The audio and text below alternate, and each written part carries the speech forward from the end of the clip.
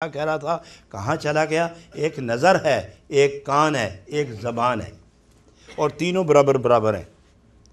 آنکھ دیکھتی ہے، زبان بولتی ہے، کان دلالی کرتا ہے۔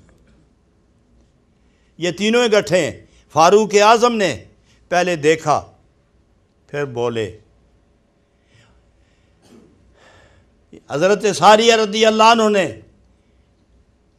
زبان نہیں ہلائی، نظر نہیں اٹھائی، انہوں نے کان سے سنا۔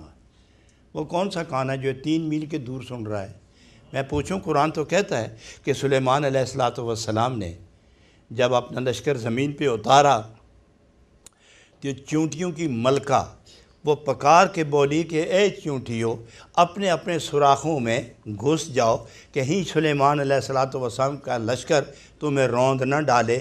درمیان میں پہاڑ ہے، 3 میل کا سفر ہے، درمیان میں پہاڑ ہے، تو اس چونٹی کو کیسے پتہ چل گیا کہ سلیمان علیہ السلام کا لشکر اتر گیا ہے؟ پھر وہ جب لشکر چلتا ہے تو زمین پر تو نہیں چلتا، وہ تو چلتا ہے فضاؤں میں، وہ تو چلتا ہے ہواؤں میں، تو اس کو خطرہ کیوں ہوا؟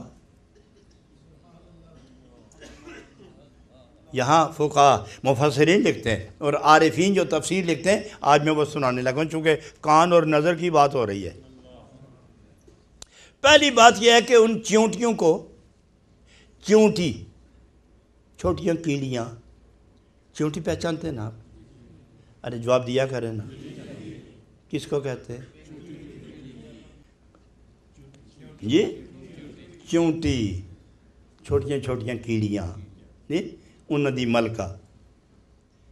قالت نملۃ یا ایھا النمل ادخلوا مساکنکم لا یحطمنکم سلیمان وجنودہ وہم لا یشعرون۔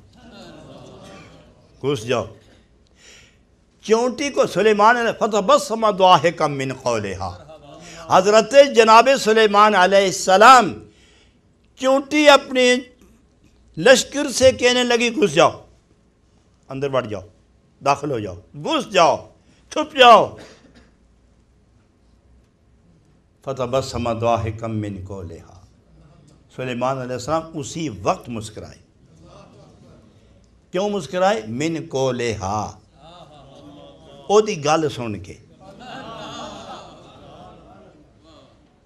دور کتنا ہے؟ 3 میل۔ درمیانی کتنی جگہ ہے؟ پہاڑ ہے، نہ وہ نظر آندن نہ کوئی دیکھ سکے۔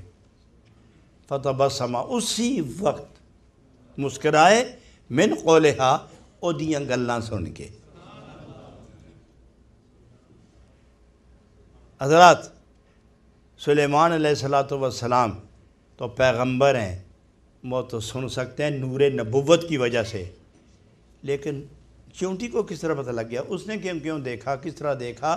تو فرمایا عارفین نے کہ جناب سلیمان علیہ السلام کے نبوت کے نور کی کرنیں جب پھیلی تو اس میں اس کی آنکھ پر جو نور کی کرن پڑی تو اس پر بھی پردے اٹھے، تو سب سے پہلے لشکر دیکھا۔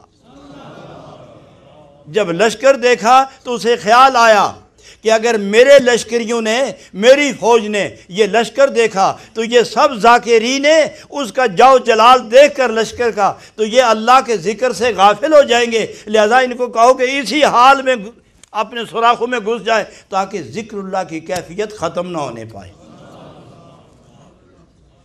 وہ بھی آنکھ ہے۔ اے سلیمان علیہ السلام، میں قربان جاؤں آپ کی نظر پر، میں قربان جاؤں آپ کے کان پر، اور اے چونٹی، نور نبوت کے فیض سے جو تیری آنکھیں روشن ہوئی، ان آنکھوں کی کیفیت پر ہم قربان ہوتے ہیں جس نے نبی کی بات سن لی۔ حضرات گرامی، وہ ہے نظر، یہ ہے کان، ان میں جب نور آ جائے تو رب العالمین فرماتے ہیں کہ جب انسان متقی، طاہر، پاک، طیب ہو جائے، گناہ نہ ہو جسم میں، گناہ نہ ہو روح میں، نفس ختم ہو جائے، مطمئن ہو جائے، روح بیدار ہو جائے، اور جسم اور روح دونوں لطیف ہو جائے، دونوں پاک ہو جائیں، دونوں پر نور غالب ہو جائے، تو پھر وہ میرے قریب ہوتا ہے، میں اس کے قریب ہوتا ہوں، پھر وہ دیکھتا نہیں، پھر میرے نور کی وجہ سے دیکھتا ہے۔ وہ نہیں بولتا، پھر میں بولتا ہوں۔ وہ نہیں سنتا، پھر میں سنتا ہوں۔ گویا وہ بھی یبصر و بھی یسمع و بھی یتکلم۔ میری وجہ سے بولتا ہے، میری وجہ سے۔ تو جب بول رہا ہے خدا کی وجہ سے بولے تو دوری کیا رہ گئی؟ اچھا انسان تو